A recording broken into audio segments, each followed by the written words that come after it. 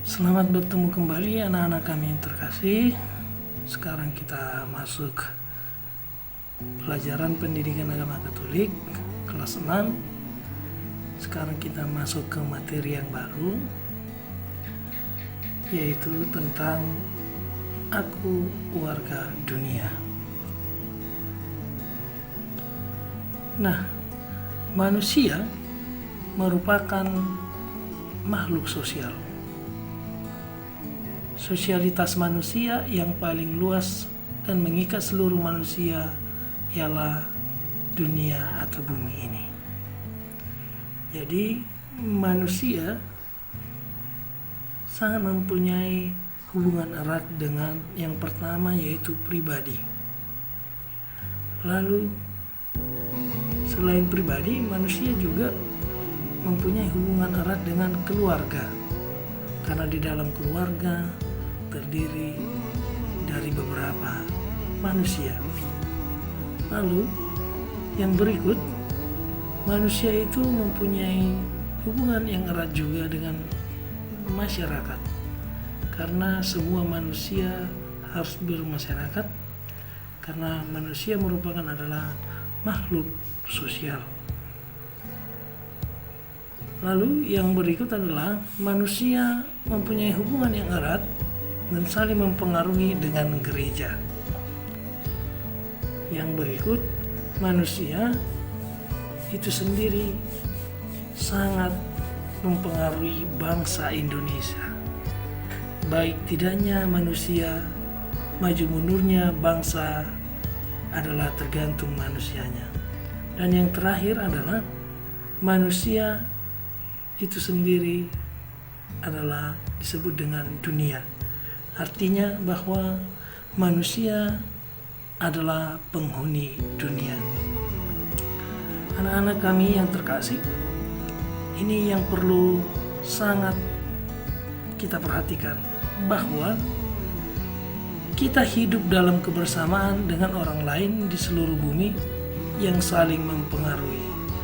Artinya di sini bahwa tidak ada yang bisa hidup sendiri, maka semua saling mempengaruhi antara satu dengan yang lain.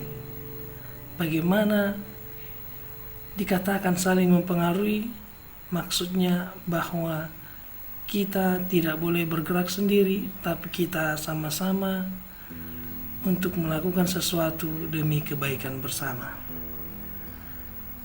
Sekarang mari kita mengamati gambar-gambar tentang bagaimana dunia bersolidaritas bagi negara yang sedang mengalami musibah. Gambar yang pertama yaitu tsunami di Aceh pada tahun 2004 dan gempa di Palu pada tahun 2018. Nah, di sini jelas bahwa dunia sangat bersolidaritas.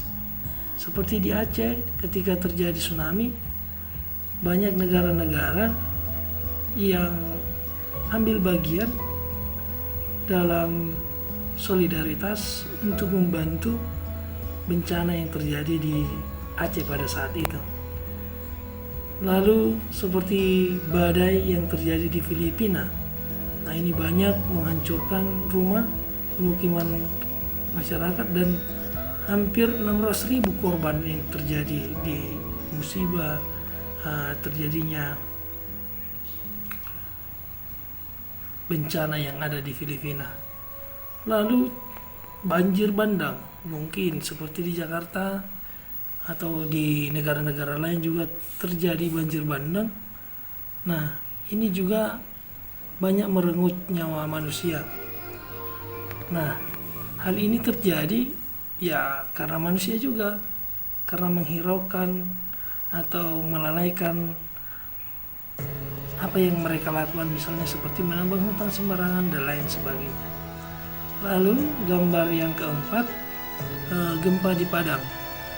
Nah, di sini ketika terjadi gempa di Padang, banyak juga negara-negara yang lain yang membantu negara Indonesia untuk memperhatikan masyarakat yang menjadi korban pada saat itu. Dan gambar yang terakhir ini masih terjadi di Filipina, ya tepatnya di tepi pantai. Seluruh rumah banyak yang hancur, banyak korban jiwa di sini. Seperti Pak Guru katakan tadi, kurang lebih 600.000 jiwa yang telah meninggal menjadi korban pada saat terjadi bencana di Filipina. Nah, ketika Filipina sedang mengalami musibah, maka PBB yang disebut dengan Perserikatan Bangsa-Bangsa memimpin penggalangan bantuan internasional bagi negara-negara dilanda bencana alam. Misalnya tadi seperti Pak Guru bilang, di Filipina yang hancur akibat terjangan salah satu badai paling parah yang pernah ada di muka bumi. PBB siap mengajukan ratusan juta dolar dana bantuan kemanusiaan untuk korban badai di Filipina yang disebut badai yang pernah terjadi yang terburuk pada saat itu, dan badai itu adalah badai yang sangat parah yang pernah terjadi di muka bumi. Lalu bukan sampai di situ saja, negara lain salah satunya seperti Amerika memberikan bantuan kepada Filipina dengan mengirimkan kapal induk ya dengan 5.000 pelaut dan lebih dari 80 pesawat untuk membantu korban di Filipina. Bahkan Inggris meningkatkan bantuan hingga 10 juta pound sterling. Kapal perusak HMS Daring akan berlayar menuju Filipina dari pangkalan Singapura untuk bergabung dengan pesawat angkut Royal Air Force C-17. Nah, artinya di sini banyak negara-negara yang memberikan bantuan kepada negara-negara yang sedang mengalami bencana. Nah, tidak sampai di sini, masih ada bantuan negara tetangga yang pada saat itu pemerintah Australia menjanjikan dana bantuan sekitar 9,38 juta euro dengan tim medis dipersiapkan untuk berangkat pada hari Rabu itu. Artinya pemerintah Australia sudah menjanjikan kepada Filipina untuk memberikan bantuan dana sekitar 9,38 juta euro. Bahkan Tokyo mengatakan bakal memasok dana 10 juta euro dalam bentuk hibah untuk membantu para pengungsi dengan tenda-tenda darurat dan berbagai bantuan lainnya. Sementara itu, Indonesia, negara tetangga yang juga sering terkena bencana alam, menjanjikan bantuan tunai 2 juta euro serta alat-alat darurat dengan sebuah pesawat Hercules disiapkan membawa bantuan makanan, obat-obatan, dan pembersih air dan pembangkit listrik. Nah, di sini kita lihat bahwa banyak negara-negara yang berperan untuk saling tolong-menolong, untuk saling topang-menopang agar negara yang terkena bencana tidak terpuruk. Nah, di sisi lain masih banyak keprihatinan yang terjadi di dunia ini. Ya, mengapa terjadi bencana? Nah, seperti ini bisa kita lihat pada gambar bahwa hutan sudah mulai gundul. Manusia dengan otaknya mampu menguasai berbagai ilmu.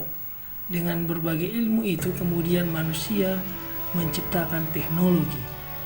Dengan teknologi hidup manusia dipermudah. Misalnya dengan gergaji mesin, manusia mudah dapat menebang pohon-pohon yang besar di hutan. Dengan teknologi manusia dengan mudah mengeruk bahan-bahan tambang seperti emas, besi, gas, minyak, dan sebagainya. Dengan teknologi, manusia menciptakan pabrik-pabrik untuk membuat makanan, pakaian, peralatan-peralatan hidup, dan sebagainya. Dengan teknologi, terutama teknologi komunikasi, manusia dengan mudah terhubung dengan manusia lain dan mendapatkan informasi dari seluruh dunia. Dengan teknologi, manusia mendapatkan kemakmuran dan kemudahan. Namun kemakmuran dan kemudahan ini belum dinikmati semua orang di seluruh dunia. Ada sebagian orang berlimpah makanan dan pakaian, namun ada orang yang sangat sulit untuk mendapatkan makanan dan pakaian. Nah, ini masih terjadi di negara kita. Masih ada, bisa dikatakan, orang-orang yang kelaparan, orang-orang miskin, orang-orang yang tidak memiliki tempat tinggal yang layak. Nah, ini masih bisa kita lihat di negara kita ini. Jangankan memakai teknologi, baju pun mereka tidak punya, makan pun mereka sangat susah. Kalaupun mereka makan, hanya memakan sisa-sisa makanan orang lain. Nah, kita lanjut. Kemudahan hubungan satu dengan yang lain dapat membantu manusia untuk hidup tolong-menolong. Ketika terjadi bencana alam, berkat informasi yang cepat, segera warga dunia turut membantu mengatasi bencana tersebut. Artinya di sini teknologi sangat menolong seluruh manusia yang ada di dunia. Karena seperti contohnya televisi, ketika terjadi bencana di negara lain, televisi langsung siarkan. Nah, kita tahu bahwa di negara mana sekarang yang terjadi bencana. Lalu selain itu juga negara-negara yang lain bisa langsung ambil bagian dalam bencana yang terjadi di negara-negara lain. Artinya mereka mengadakan koordinasi dengan negara-negara yang ingin secara cepat membantu negara yang terkena musibah tersebut. Nah, ketika terjadi bencana alam, berkat informasi yang cepat, seluruh warga dunia turut membantu mengatasi bencana tersebut. Misalnya, bencana angin taufan yang melanda Filipina, bencana tsunami di Aceh, gempa bumi di Yogyakarta, dan sebagainya, segera mendapat penanganan dan bantuan. Namun kemudahan hubungan itu membawa serta akibat negatif pula. Misalnya, krisis ekonomi satu negara dapat menyebar dan berpengaruh pada negara lain, terutama negara-negara yang secara ekonomi kuat. Misalnya, krisis keuangan di Amerika Serikat pada tahun 2009 dengan cepat membuat negara-negara lain yang memiliki hubungan dagang dengan Amerika mengalami krisis juga, karena perdagangan mereka menggunakan mata uang Amerika Serikat. Terkait dengan lingkungan hidup, teknologi, bahwa teknologi juga membawa keprihatinan. Misalnya, bertambahnya penduduk bumi yang sangat cepat, pencemaran air dan udara, perubahan cuaca, pembabatan hutan, dan punahnya berbagai hewan dan tumbuhan. Nah, ini salah satu pengaruh negatif ya dari perkembangan teknologi yang terjadi di dunia. Karena apa? Karena semua sudah serba canggih.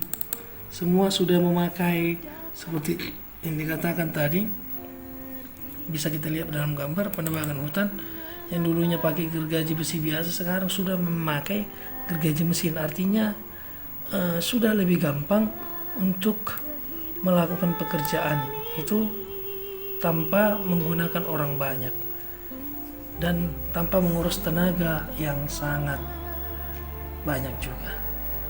Nah, banyak negara terutama kota-kota besar sudah mengalami kekurangan air bersih dan mengalami polusi udara di atas ambang batas. Polusi udara yang berlebihan disadari menyebabkan perubahan cuaca dan pemanasan global. Pemanasan global berpengaruh terhadap kemunculan berbagai penyakit seperti malaria, ya, itu akibat pemanasan global.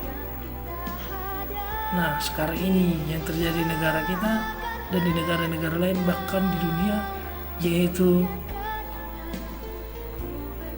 wabah virus corona atau COVID-19 yang sampai sekarang belum reda dan justru semakin meningkat orang-orang yang positif, terkhusus di negara kita ini. Nah, ini salah satu pemanasan global, ya, yang akibatnya akan merenggut banyak korban.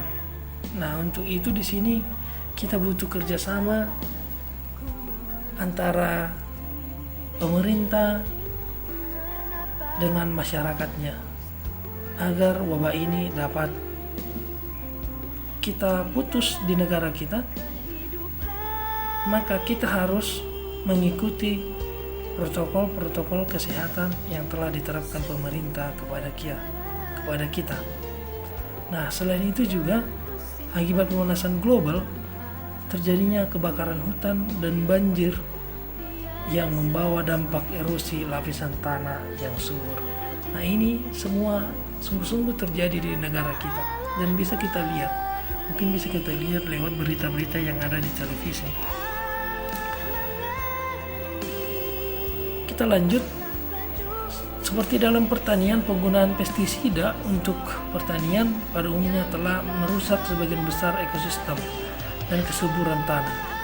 Kerusakan ekosistem sangat berdampak pada kelestarian hidup dan keanekaragaman hayati. Banyak hewan dan tumbuhan mati karena kerusakan ekosistem. Nah, ini juga terjadi bukan hanya di negara kita, di negara-negara lain juga. Semakin canggihnya pertanian, maka tanah di mana tempat bertani sekarang sudah mulai kurang kesuburan tanahnya. Karena apa? Karena para petani sekarang sudah lebih sering memakai pestisida atau pupuk kimia lainnya. Nah, penggunaan pestisida untuk pertanian pada umumnya telah merusak sebagian besar ekosistem kesuburan tanah. Kerusakan ekosistem berdampak besar kepada kelestarian lingkungan hidup dan keanekaragaman hayati. Banyak hewan dan tumbuhan mati karena kerusakan ekosistem. Nah, ini perlu kita sadari. Siapa tahu kelak anak-anak kami ada yang menjadi saja sarjana pertanian atau bagian jurusan atau bagian pertanahan dan lain sebagainya. Nah, ini nanti bisa kalian